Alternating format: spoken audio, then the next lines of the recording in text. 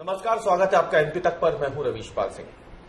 इस हफ्ते की एमपी तक की खास पेशकश एमपी फाइल्स के पहले एपिसोड में आज हम बात करने वाले हैं ब्लैकमेलर्स के बारे में। वो ब्लैकमेलर्स जिनसे मध्य प्रदेश सरकार बहुत परेशान है। अब आप कहेंगे कि आखिर सरकार को कौन ब्लैकमेल कर सकता है, तो हम आपको बता दें कि बाकायदा सरकार ने इस शब्द का इस्तेमाल अपने उस आदेश में किया है जिसके तहत सभी जिला कलेक्टरों से ऐसे लोगों की सूची मांगी गई है जो सीएम हेल्पलाइन में फर्जी शिकायतें करते हैं या फिर ब्लैकमेल करने की नीयत से शिकायतें करते हैं। इसी पे आज हम चर्चा करेंगे, क्या शिकायतकर्ता को ब्लैकमेलर कहना उचित है। इसी पर हम बात करने वाले हैं और हमारे साथ आज कांग्रेस की तरफ से जुड़े हैं, कांग्रेस से ही अभिनव बरोलिया मजबूती से कांग्रेस का पक्ष भी रखते हैं, लेकिन आज अपने साथ उस आदेश की कॉपी लेकर आए हैं जिसमें उस ब्लैकमेलर शब्द पर आपत्ति उठाई है कांग्रेस ने। अभिनव जी, स्वागत है आपका फाइल्स में। और आपके नेता प्रतिपक्ष हो या आपके तमाम बड़े नेता हो, आप खुद भी इस आदेश की कॉपी आज लेकर के साथ में चल रहे हैं। इस ब्लैकमेलर शब्द से आपत्ति क्यों है आपको? देखिए, ये आप जब लेटर पढ़ेंगे, और ये जनता को भी दिखाना चाहूंगा, ये एक लेटर है जो सरकार ने जारी करा है और इसमें आखिरी में लिखा है, कृपया उक्त अनुसार आपके जिले अंतर्गत झूठी आदतन एवं ब्लैकमेलर शिकायतकर्ताओं की जानकारी निम्न निर्धारित प्रपत्र में प्रदाय करने हेतु। मतलब आप इस मध्य प्रदेश की गरीब, शोषित, वंचित और परेशान जनता वही फोन करती है सीएम हेल्पलाइन पे कि क्या परेशानी हो गई, क्या हो गया। बाकी तो सबको पता है कि सीएम हेल्पलाइन का इस्तेमाल कैसे क्या होता है, शिकायतें पड़ी रहती हैं, लेकिन आप अपने कागजों पे लिख दिया कि ये ब्लैकमेलर है। जनता मतलब ब्लैकमेलर है। ये गरीब, शोषित, वंचित जो हैं, जिनकी आवाज हम उठाते हैं, वो ब्लैकमेलर है। आप कागजों में लिख रहे हो कि ये ब्लैकमेलिंग करते हैं। ये कहां तक सही है? जनता इसका विरोध कर रही है। लेकिन आगे ये भी लिखा है ना कि आदतन झूठी खबरें करने वाले। देखिए, तो इसको शिकायत मैं मानता हूं, इसको जस्टिफाई कौन करेगा? सरकार करेगी ना। क्या सरकार ऐसा खुला लिख देगी कि ब्लैकमेलर है, ब्लैकमेलिंग करती है जनता? अरे कौन ब्लैकमेलर है, कौन ब्लैकमेलिंग कर रहा है, ये तो आपके खोजने का विषय है। आप सोचिए, आप जानिए। लेकिन आप कागजों में कैसे लिख सकते हैं? आपके आदेश में कैसे लिख सकते हैं? आप आदेश कैसे दे सकते हैं कि प्रदेश की जनता ब्लैकमेलर है?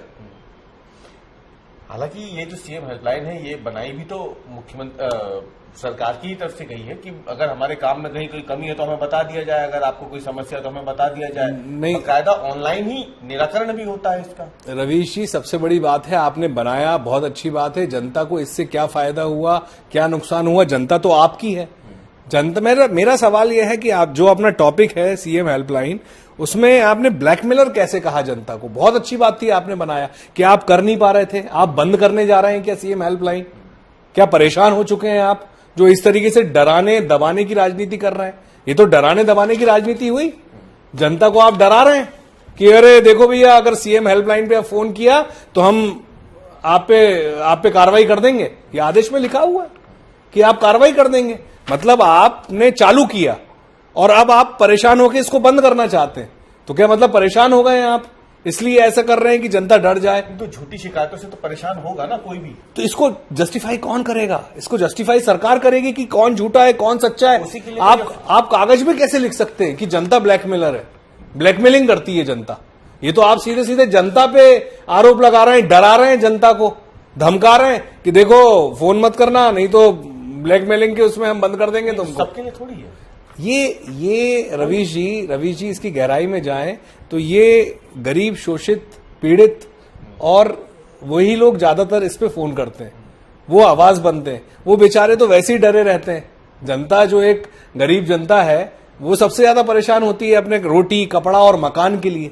उसी का संघर्ष रहता है। किसी को उठा के फेंक दिया जाता है, जो भी छोटे दुकानदार, कई लोग परेशान होते हैं। वो लोग सबसे ज्यादा सीएम हेल्पलाइन पे फोन करते हैं कि उनको कुछ आश्रय मिल जाए, कुछ उम्मीद हो।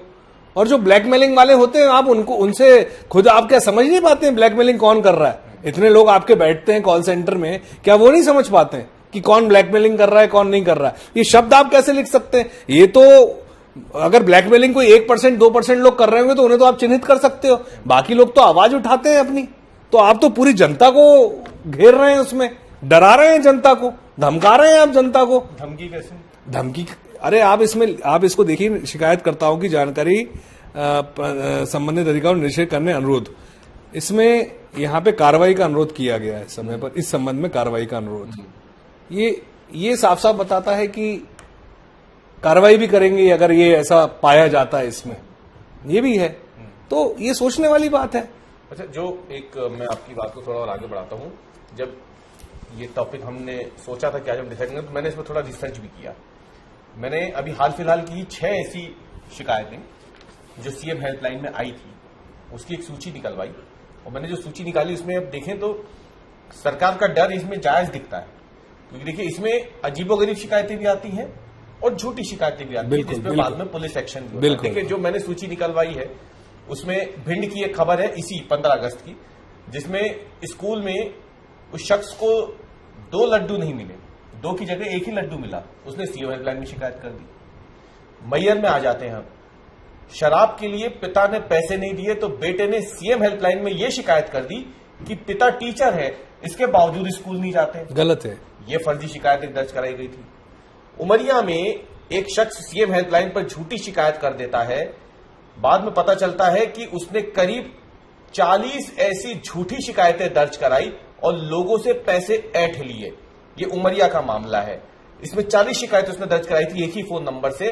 बाद में वो ब्लैकमेल करता था, पैसे ऐंठता था। अवधेश कुमार उसका नाम था, जिसे पुलिस ने पकड़ लिया था। सिवनी से एक शिकायत आती है, ये बेहद गंभीर है, ये इस पे आप जरूर ध्यान दीजिएगा। इसमें एक शिकायत आई थी सीएम हेल्पलाइन में, जिसपे वहां के जो शासकीय स्कूल के प्रिंसिपल थे मोहनलाल साहू, उनके खिलाफ एक शख्स ने इतनी शिकायतें कर दी कि बाद में तनाव की वजह से उन्हें हार्ट अटैक आ गया, उनका निधन हो गया। ये सिवनी का मामला है। अब आप निमाड़ में आ जाइए, आपके खरगोन में। निमाड़ के 2 मामले आपको गिनाऊंगा, खरगोन और खंडवा के। खरगोन का मामला है जहां पे एक हॉस्टल सुपरिटेंडेंट को 2 लोग मिलकर ब्लैकमेल कर रहे थे। उन्होंने बकायदा इस सुपरिटेंडेंट के खिलाफ एफआईआर दर्ज कराई और सीएम हेल्पलाइन पर, इस सुपरिटेंडेंट से सीएम हेल्पलाइन पर शिकायत बंद करने के बदले में 25,000 रुपए की डिमांड कर ली थी। बाद में पुलिस ने इन दोनों को गिरफ्तार कर लिया।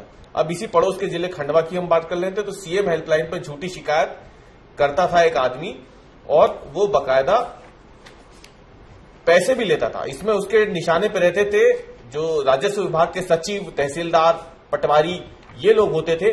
एक ही नंबर से कई शिकायतें करता था। इसके खिलाफ पुलिस ने एक्शन लिया और इसके खिलाफ भी मामला बना कि ये जो है शिकायत वापस लेने के एवज में पैसे ऐंठता था। तो आप जिस शब्द पर आपत्ति उठा रहे हैं ब्लैकमेलर, ये जो मैंने आपको बताया अलग अलग जिलों की, अभी ये तो 6 ही है, ऐसे तो बहुत सी सूची होगी, हजारों में होगी, सैकड़ों में होगी, लेकिन सरकार का डर इससे जायज होता भी तो दिखता है कि ब्लैकमेल तो लोग कर ही रहे हैं इस सीएम हेल्पलाइन के नाम पे। पुलिस में दर्ज भी मामला हुआ है, लोगों को गिरफ्तार भी किया गया है। मुझे ऐसा लगता है रवीश जी, आपने बहुत अच्छी रिसर्च करी। यही रिसर्च अगर सरकार करती तो बहुत अच्छा होता। सरकार जिस तरीके से काम कर रही है, सरकार के काम करने का तरीका है, मैं मानता हूं ये फर्जी, मैंने अपने पहले वक्तव्य में ही बोला कि होता है 5%, 10% लोग फर्जी कंप्लेंट करते हैं, ये उसी की श्रेणी में आपने नाम गिनाए। परिवारों के विवाद होते हैं, उसमें भी लोग कंप्लेंट कर देते हैं, लोग परेशान होते हैं, पुलिस पहुंचती है, सीएम हेल्पलाइन उसमें बदनाम होता है। लेकिन ये काम किसका है? सरकार का है ना। अरे आप सरकार चला रहे हैं, कोई सर्कस थोड़ी ना चला रहे हैं। अगर आप सरकार चला रहे हैं तो आपको आइडेंटिफाई करना है कि कौन ब्लैकमेलिंग की नीयत से आपको कॉल कर रहा है और कौन गलत है। ऐसे लोग को आप बैठाइए ना जो जानकारी आपको सही दें। ये आपके पास जानकारी आई तो इससे परेशान जो कर रहे हैं उन पे कार्रवाई करिए आप कि वो गलत है। लेकिन जो 80-90% लोग हैं, जो गरीब, वंचित, शोषित लोग हैं, जो परेशान होते हैं रोटी कपड़ा मकान के लिए, उनका क्या? वो थोड़ी ना ब्लैकमेलर है। लड़ेंगे आप लड़ाई इसकी? अरे लड़ाई लड़ने की बात देखिए, हम तो आपके माध्यम से और जनता के माध्यम से हमेशा आवाज उठाते हैं। लोग हमारे पास भी शिकायतें लेके आते हैं कि ऐसी ऐसी समस्याएं हैं। हम भी एक राजनीतिक दल है, विपक्ष है, तो हम भी ये बात आपके माध्यम से जनता में पहुंचाते हैं कि जनता सरकार तक पहुंचाते हैं जनता की आवाज। तो ये बातें क्रमशः चलती हैं। लेकिन जिस तरीके से ब्लैकमेलर, ये शब्द आप सोचिए, ये शब्द इस्तेमाल करना, इस पर आपत्ति है हमें।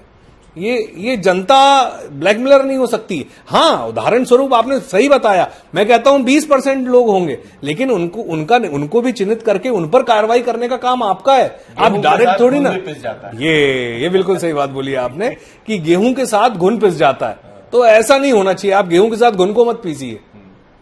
वो जो परेशान है वो वही हमारी आम जनता है। परेशान सफर करने वाले सीएम हेल्पलाइन पे वही करते हैं, और जो ब्लैकमेलिंग वाले हैं, जो धमकी देते हैं, जो चाहते हैं कि हम ब्लैकमेल कर देंगे, हम देखो अभी सीएम हेल्पलाइन पे फोन लगा रहे हैं, आप करिए, कार्रवाई करिए, ये वो अलग कैटेगरी होती है। लेकिन जो शोषित, पीड़ित, गरीब हैं, उनकी आवाज को तो समझिए, थोड़ा दर्द सरकार को, उनको ब्लैकमेलर मत कहिए आप। चलिए, तो आप देख सकते हैं कांग्रेस की तरफ से मजबूती से पक्ष रखा है अभिनव बरोलिया ने, और साफ कर दिया है कि ये जो ब्लैकमेलर शब्द है, इससे कांग्रेस को भारी आपत्ति है, क्योंकि सीएम हेल्पलाइन में जो गरीब तबका, जो शोषित और पीड़ित वर्ग होता है, जो वह बुनियादी सुविधाओं के लिए तरसता रहता है और सरकार से उम्मीद करता है कि अगर वो सीधे सरकार से, क्योंकि सीएम हेल्पलाइन मतलब जिसकी समीक्षा सीधे मुख्यमंत्री करते हैं, उस सीएम हेल्पलाइन में अगर कोई शिकायत जा रही है और उसमें अगर कुछ ऐसे लोग निकल के सामने आ रहे हैं, जैसे कि हमने आपको बताया कि ब्लैकमेल करने की नीयत से शिकायतें होती हैं, झूठी शिकायतें होती हैं, तो ऐसे लोग भी